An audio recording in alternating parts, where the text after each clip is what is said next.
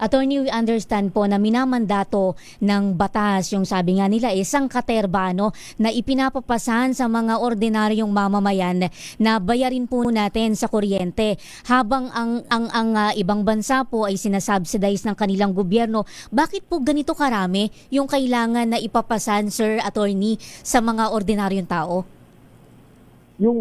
Of course, yung mga buwis, alam naman natin na talagang kasama yan sa pagninegosyo. At ito lang naman din ang paraan upang ang gobyerno ay makalikom ng pondo para naman sa kanyang mga kung ano-anong proyekto at gastusin.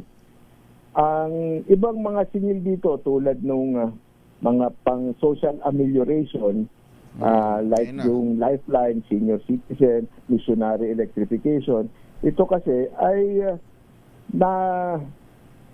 isip ng ating mga mambabatas at ng ating policy makers na mas mainam na manggaling ang pagpupondo nitong mga ganitong programa na may patungkol din naman sa paggamit ng kuryente. Manggaling na lang ang suporta mula din naman doon sa ibang kumukonsumo ng kuryente. Kaya't nagkakaroon dito ng social amelioration program na ang suporta ay nanggagaling sa consumers o sa ratepayers.